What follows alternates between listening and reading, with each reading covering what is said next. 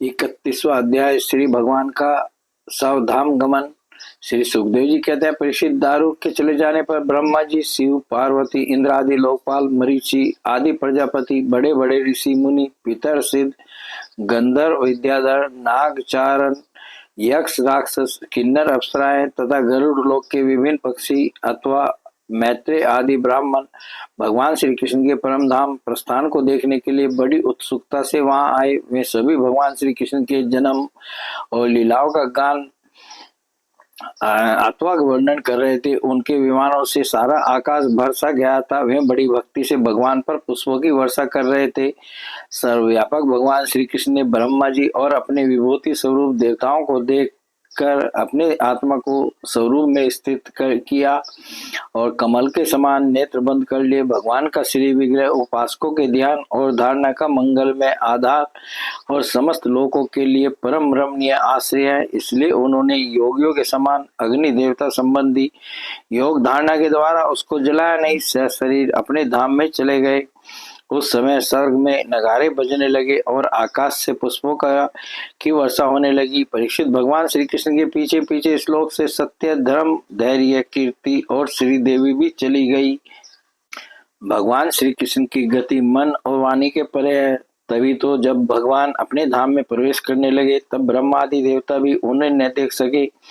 इस घटना से उन्हें बड़ा ही विस्मय हुआ। जैसे बिजली मेघमंडल को छोड़कर जब आकाश में प्रवेश करती है तब मनुष्य उसकी चाल नहीं देख पाते, वैसे ही बड़े बड़े देवता भी श्री कृष्ण की गति के संबंध में कुछ न जान सके। ब्रह्मा जी और भगवान शंकर आदि देवता भगवान की यह परम योगमयी गति देखकर बड़े विस्मय के साथ उसकी प्रशंसा करते अपने अपने लोक में चले गए। परीक्षित, जैसे नट अनेकों प्रकार के स्वांग बनाता है परंतु रहता है उन सब से निर्लेप, वैसे ही भगवान का मनुष्यों के समान जन्म लेना, लीला करना और फिर उसे स्मरण कर लेना उनकी माया का विलास मात्र है, अभिनय मात्र है। वे स्वयं ही इस जगत की सृष्टि करके इसमें प्रवेश करके विहार करते हैं और अंत में संहार लीला करके अपने अनंत महिमा में स्वरूप में ही स्थित हो जाते हैं। सांदीपनी गुरु का पुत्र यमपुरी चला गया था परंतु उसे वे मनुष्य शरीर के साथ लौटा लाए। तुम्हारा ही शरीर ब्रह्मा से जल चुका था परंतु उन्होंने तुम्हें जीवित कर दिया। वास्तव में उनकी शरणागत वत्सलता ऐसी ही है। और तो क्या कहूँ, उन्होंने कालों के महाकाल भगवान शंकर को भी युद्ध में जीत लिया और अत्यंत अपराधी अपने शरीर पर ही प्रहार करने वाले व्याध को भी सधे स्वर्ग भेज दिया। प्रिय परीक्षित, ऐसी स्थिति में क्या मैं अपने शरीर को सदा के लिए यहाँ नहीं रख सकते थे? अवश्य ही रख सकते थे। यद्यपि भगवान श्री कृष्ण संपूर्ण जगत की स्थिति, उत्पत्ति और संहार के निरपेक्ष कारण है और संपूर्ण शक्तियों के धारण करने वाले हैं, तथापि उन्होंने अपने शरीर को इस संसार में बचा रखने की इच्छा नहीं की। इससे उन्होंने यह दिखाया कि इस मनुष्य शरीर से मुझे क्या प्रयोजन है। आत्मनिष्ठ पुरुषों के लिए यही आदर्श है कि वे शरीर रखने की चेष्टा न करें। जो पुरुष प्रातःकाल उठकर भगवान श्री कृष्ण के परम धाम गमन की इस कथा का एकाग्रता और भक्ति के साथ कीर्तन करेगा उसे भगवान का वही सर्वश्रेष्ठ परम पद प्राप्त होगा। इधर दारुक भगवान श्री कृष्ण के वीर से व्याकुल होकर द्वारका आया और वसुदेव जी तथा उग्रसेन के चरणों पर गिर गिर कर उन्हें आंसुओं से भिगोने लगा।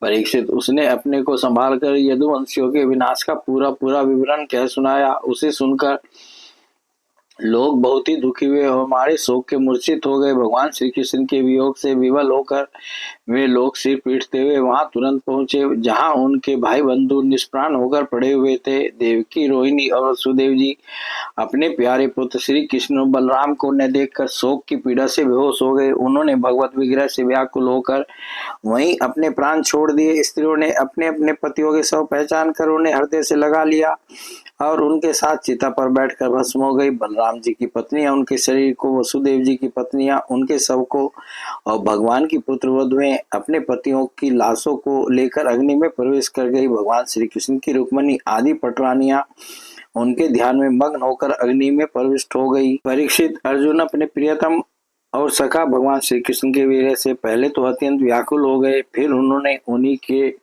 गीतोक्त सदुपदेशों का स्मरण करके अपने मन को संभाला। यदुवंश के मृत व्यक्तियों में जिनको कोई पिंडदान देने वाला न था, उनका श्राद्ध अर्जुन ने क्रम से विधि पूर्वक करवाया। महाराज, भगवान के न रहने पर समुद्र ने एकमात्र भगवान श्री कृष्ण का निवास स्थान छोड़कर एक ही क्षण में सारी द्वारका को डुबा दी। भगवान श्री कृष्ण वहां अब भी सदा सर्वदा निवास करते हैं। वह स्थान स्मरण मात्र से ही सारे पाप तापों को नाश करने वाला और सर्व मंगलों को भी मंगल बनाने वाला है। प्रिय परीक्षित, पिंडदान के अनंतर बची खुची स्त्रियों, बच्चों और बूढ़ों को लेकर अर्जुन इंद्रप्रस्थ आए। वहां सबको यथा योग्य बसाकर अनिरुद्ध के पुत्र वज्र का राज्याभिषेक कर दिया। राजन, तुम्हारे दादा युधिष्ठिर आदि पांडवों को अर्जुन से ही यह बात मालूम हुई कि यदुवंशियों का संहार हो गया है। तब उन्होंने अपने वंशधर तुम्हें राज्य पद पर अभिषिक्त करके हिमालय की वीर यात्रा की। मैंने तुम्हें देवताओं के भी आराध्य देव भगवान श्री कृष्ण की जन्म लीला और कर्म लीला सुनाई। जो मनुष्य श्रद्धा के साथ इसका कीर्तन करता है वह समस्त पापों से मुक्त हो जाता है। परीक्षित, जो मनुष्य इस प्रकार भक्त भयारी निखिल सौंदर्य माधुर्य निधि श्री कृष्ण चंद्र के अवतार संबंधी रुचि पराक्रम और इस श्रीमद्भागवत महापुराण में तथा दूसरे पुराणों में वर्णित परमानंदमयी बाल लीला, कैशोर लीला आदि का संकीर्तन करता है, वह परमहंस मुनिंद्रों के अंतिम प्राप्तव्य श्री कृष्ण के चरणों में भक्ति प्राप्त करता है। बोले भगवान श्री कृष्ण की जय। इति एकादश स्कंद समाप्त। हरि ओम तत्सत।